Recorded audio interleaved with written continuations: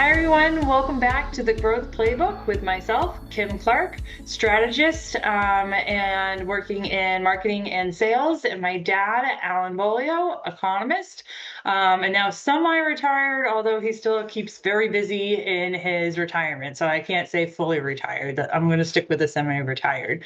We're excited today to continue on in our planning with confidence for 2026 as we near the end of the year and we're wrapping up this particular series. We've got today's episode and one more to close it out. Today is going to be talking about how timing is everything and how you can use data to inform that timing.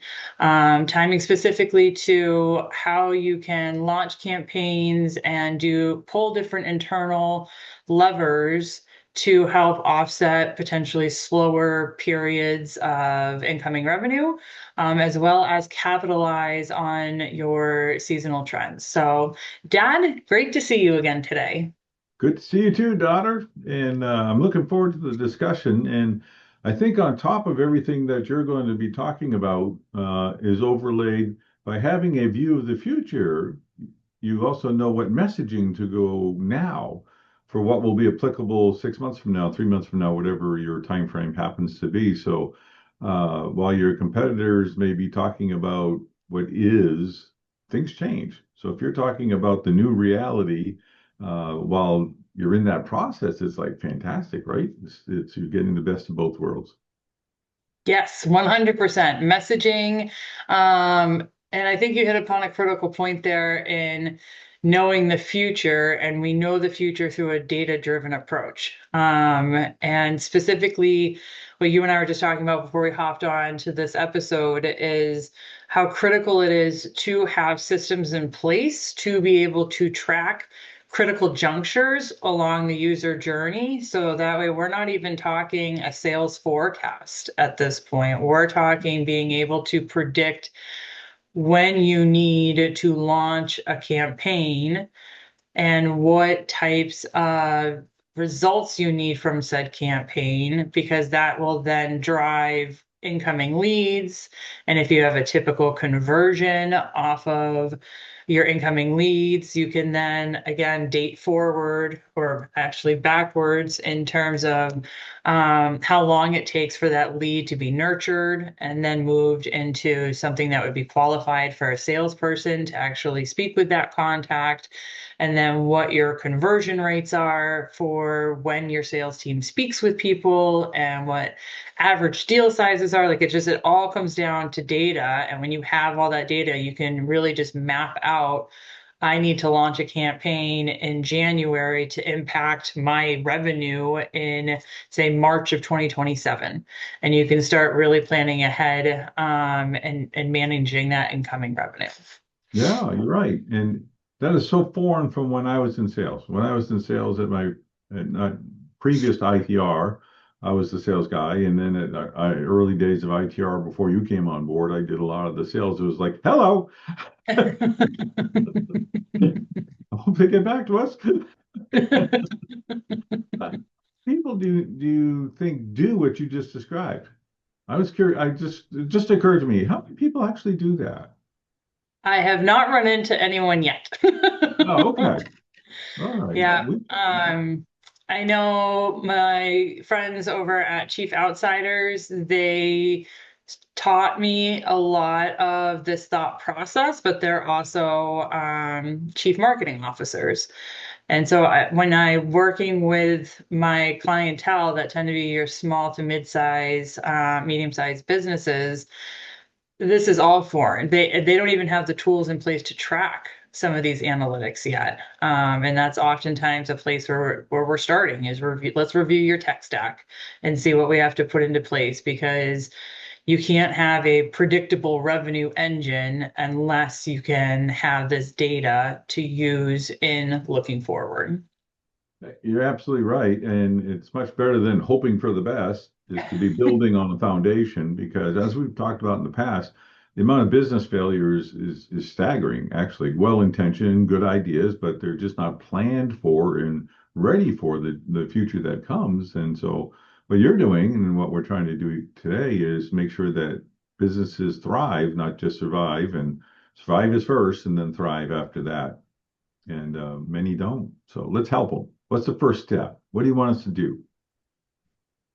First step, if you don't have anything in place, is you need a CRM system. And I know I've said that in other episodes as well, but they are a dime a dozen out there, very similar features across them, and they can cost you anywheres from $50 a month upwards. But even $50 a month is affordable for a smaller business, and it's well worth the investment. So that way you can make these informed decisions and start tracking these conversion rates and these lead times and all of that information. Going back to, oh yeah. Now, when you buy a CRM, do they help you set it up and configure it and get it working, or are you kind of like given the manual and here, have a good time? It depends on the platform. So some have great onboarding experiences, and others are it's a DIY. Watch some videos that will provide you, and we're hands off. So I always like to recommend to my clients, let's do demos together. Because while I might have my favorite platforms to recommend to them, I'll keep that in mind when we're doing these demos. But it also is the level of sophistication of the client, the company. If the team has never used a CRM system before, they might want to start with something more basic. If they have used a CRM at previous places of employment, then they might want to start with something more sophisticated. So if they're naturally tech savvy, and I don't want this to come across the wrong way, but the not the baby boomer generation, then they may want something more robust. But if they are part of the baby boomer generation and they're still just they're looking at another 5 or so years that they want to manage this company, then we might look to something more simple. So I like to do demos with my clients so that way they can feel comfortable. Why are you laughing? Because the boomer thing. It's a good thing you already got your Christmas present. I mean, no,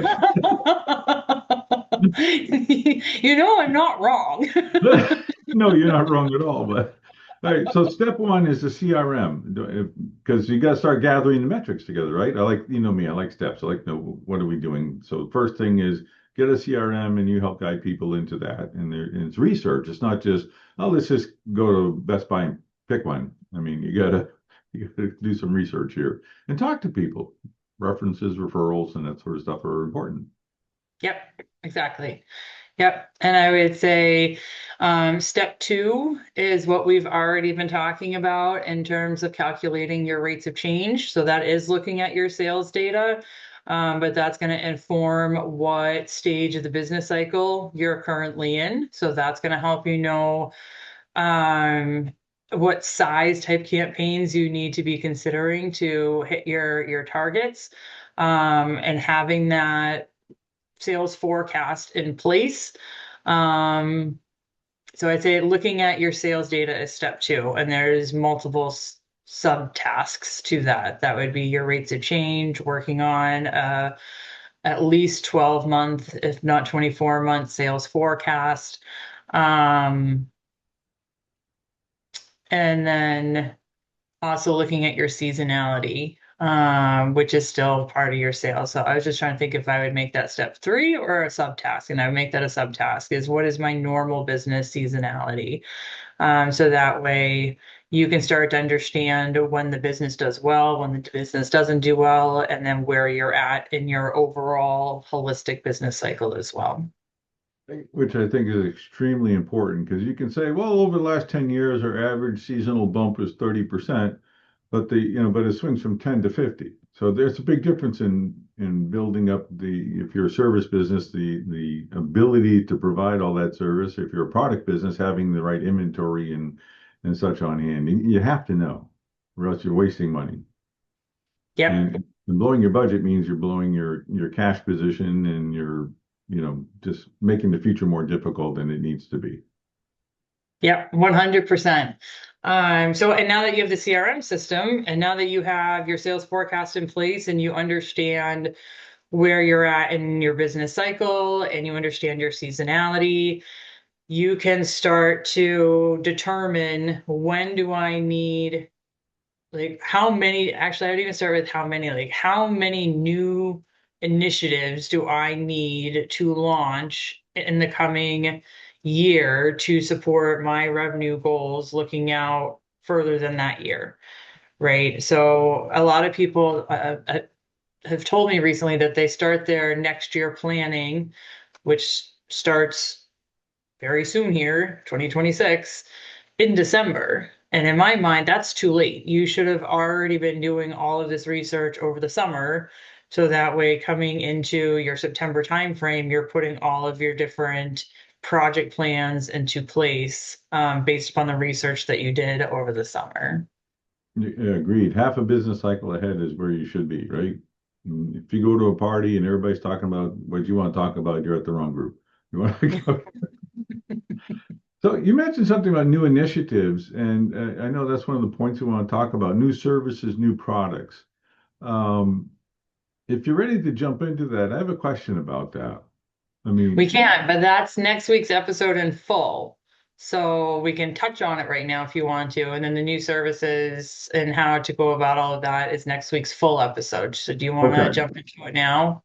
I just want to raise a thought then that we Yeah. can be thinking about and our listeners can be thinking about because while I know that's tremendously important, it can also lead to tremendous confusion.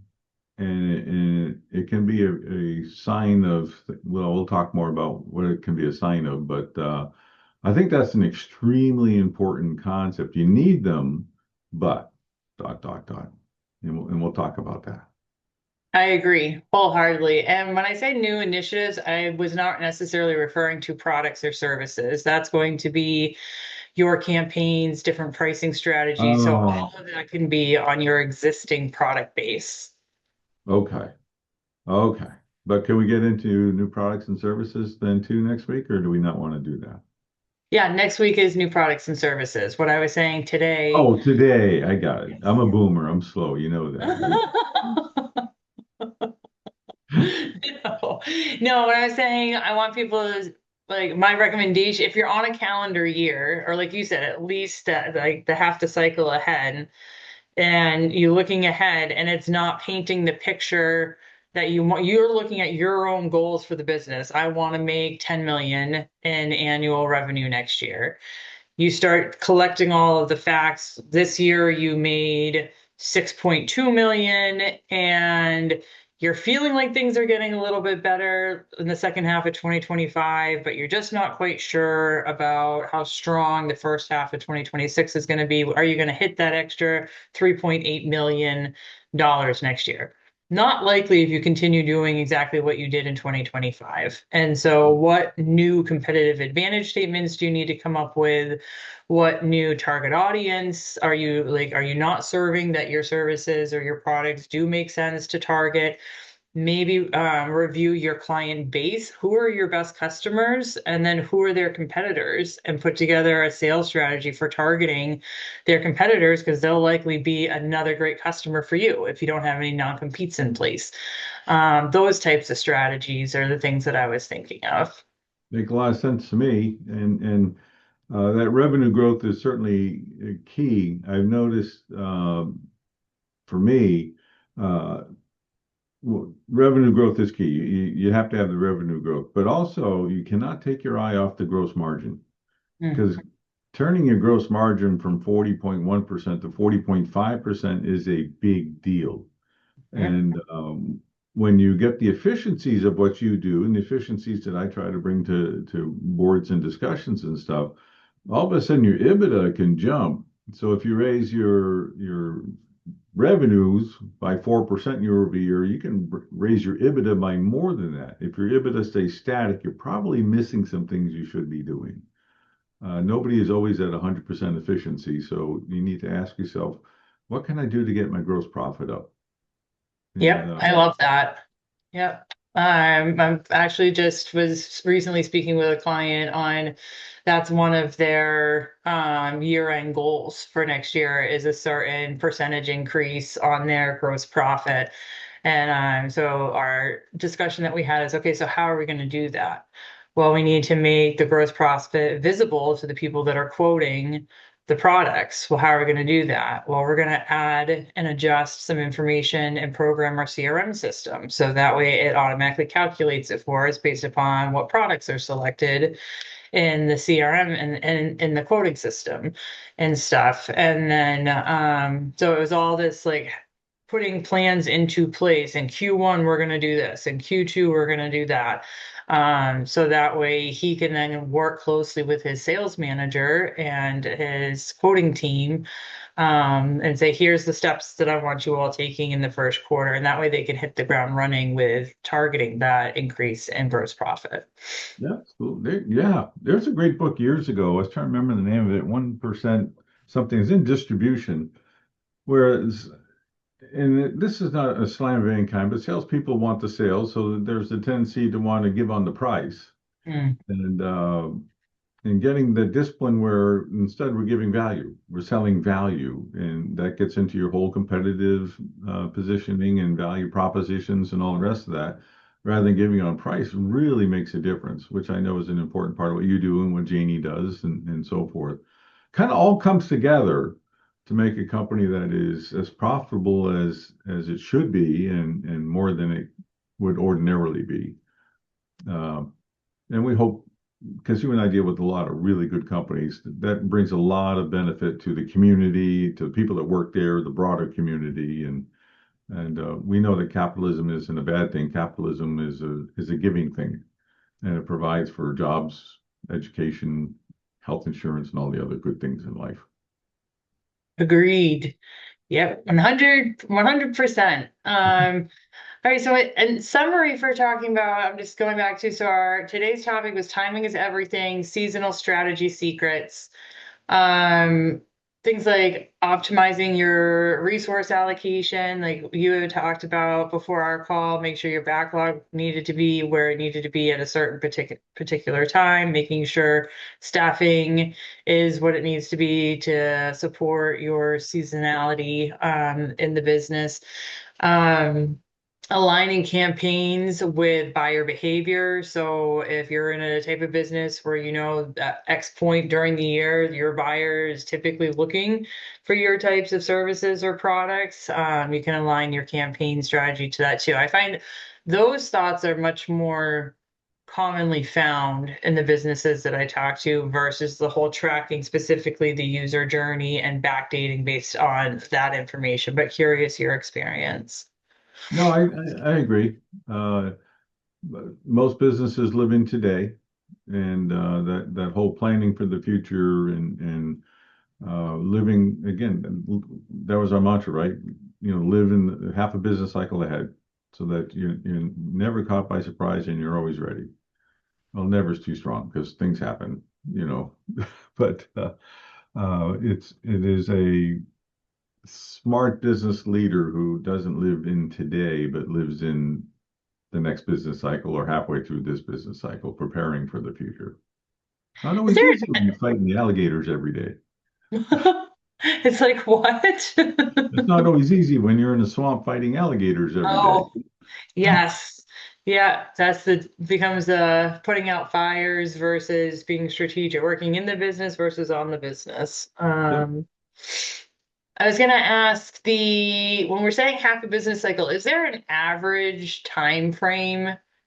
I'm just wondering if our listeners are hearing half a business cycle, they might be not understand, well, is that 6 months usually? Is that 3 months? Is that a year? Is Well, and I say that, but what the business cycle is measured trough to trough, but you don't really want to think trough to trough. You want to think if I'm in a phase A, because we've talked phases before, the 12-12 is rising off of zero and heading towards positive numbers. You want to be thinking, all right, what happens? When am I going to go into B, which is above your goal levels and accelerating? I want to be thinking, all right, when I'm accelerating above your goal levels, I need to be doing this. So it doesn't really matter how long A is. It's usually pretty short. You want to be in thinking about that acceleration. And once you're accelerating, you want to be thinking, all right, I know it's going to be slowing down sometime in the future. I got to watch my rates of change. I got to look at the leading indicators. We've talked about that. So I got to be thinking about, all right, while everybody around me is all excited and giddy, we're growing or busting loose, you're going, Yeah, but when we slow down and they're going to look at you, you are such a bummer until it happens. And they'll say, well, it's, you made it happen, it's self-fulfilling prophecy. And, it's never true, but, well, it's not, it can be true, but it's rarely true. So that leader is preparing the company because they see the storm coming. They know what those clouds mean. And they're getting ready before you have to start running around the ship yelling, batten down the hatches, bring in the mainsail and all the rest of that stuff. You're all prepped and you're just going to sail right on through. That comes down to the proactive planning for that next stage versus being reactive once you're already in it. Yes, very well put and better than my analogy of the ship. You're absolutely No. right. No, I was just reframing the thought. No, I like that a lot. So I think in today's episode, the timing is everything. We've talked about creating a predictable revenue engine. And as part of that, it's grounded in data. And that is a combination of your analytical norms of each critical juncture across your user journey, as well as then your normal sales activity to include your rates of change as well as your seasonality.